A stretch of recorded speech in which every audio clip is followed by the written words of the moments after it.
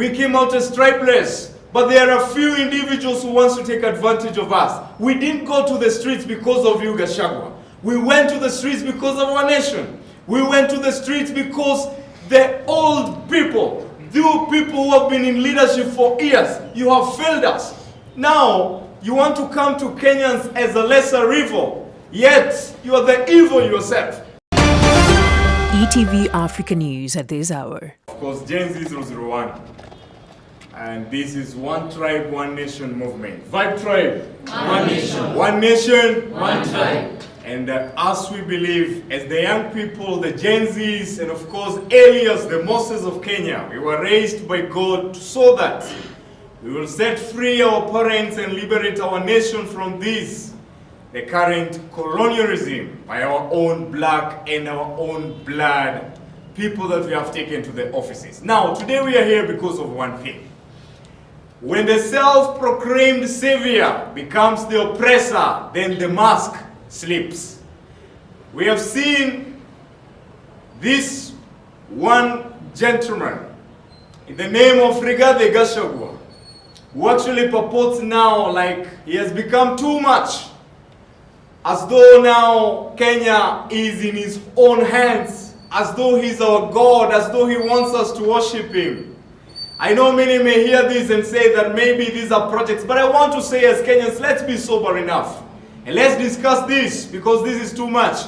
We as the young dreamers, the Gen Zs, we went to the streets, not to please an individual, not to meet the needs and actually glutton wishes of a few individuals who wants to enrich themselves, but to make sure that we set free our nation, we liberate our economy, and we make sure that we save our future as the young people. And anything that actually acts as a sabotage towards our future, we must rise as the young people. And that is unanimously the reason that took us to the streets right from the year 2024 up to date. And all we have been fighting for is a good Kenya, is a change, so that a student who goes to the university today knows after finishing graduating, I'm gonna get my right, I'm gonna get an opportunity based on merits, based on achievements, not based on your second name. We have been asking for this, but now we have some people who wants to take advantage of our movement.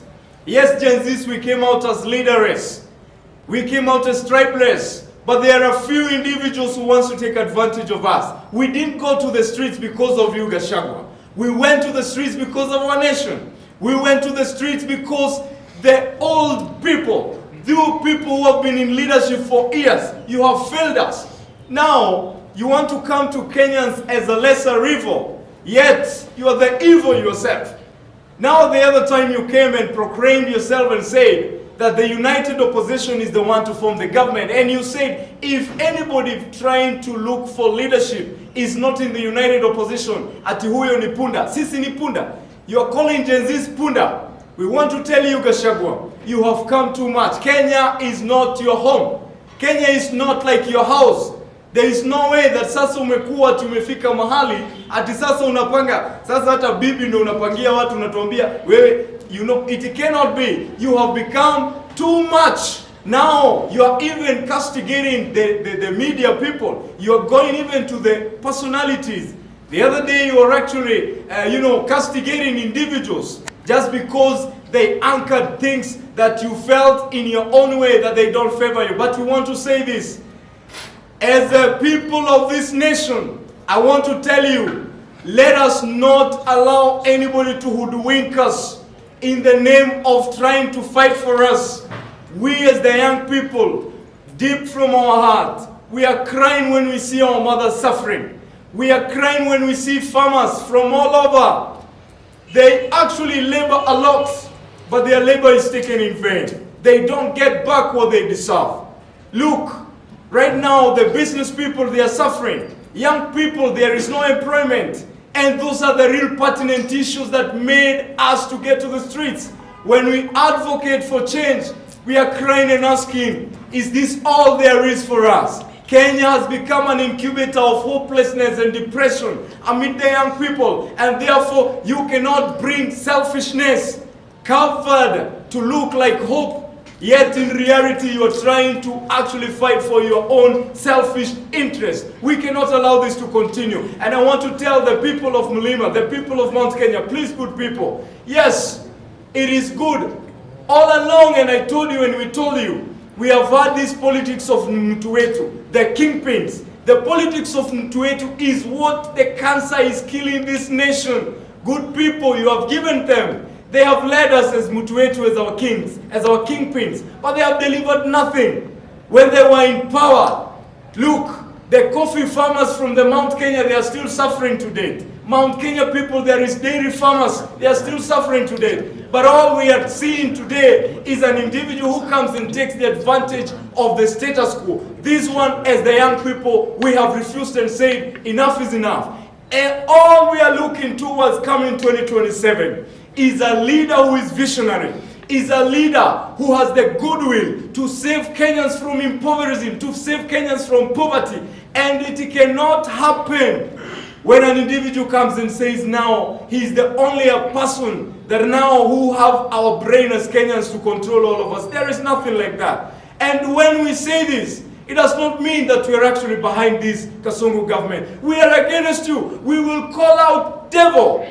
Anytime there is any immorality, we must call it out. Let's call a spoon. The government is failing. But also even from the united opposition, there is no hope there. There is no way. Look at them right now. After these by-elections that have just taken place, you have seen how selfishness is overtaking an individual, comes to the floor and actually, amongst themselves, they can't even unite. The gentleman comes and says, as if now he's everything in this republic. We want to say, sisi hatutapangwa, huwezi panga wa Kenya. Wewe huwezi tuambia ati tusonge hivi, huwezi tubeba kwa mfuko yako sisi. And I want to say, as a nation, it's about time we sit down soberly and think going forward. There is no time. We as the young people, we have agreed in oneness, unanimously, that we are going to register massively.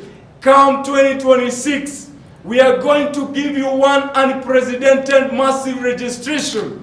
And we will give you the blueprint that we have, so that come around the month of March, all of us, at least, we are the 70%, the majority, at least 50% of us will have registered. And then we will come to the streets with our votes, with our voting cards, and lift it up. And by that time, we'll be telling you the change is coming, because we realized that you actually started our weakness and started selling fear to us when we came to the streets. Now we will come from the streets to the ballot, well organized, well structured, and with a good strategy that will liberate the economy of Kenya, and that will give hope to our young people, and that will make sure that Kenya will no longer be counted as a third world nation. When we are talking, when the president is saying that actually he has a plan for Kenya. Now, every time, we cannot rely on plans, we cannot rely on promises which are never coming into fruition. All we need is to see hospitals that are working, schools that are working, but not promises, verbal promises, when our young people are dying out of depression and hopelessness.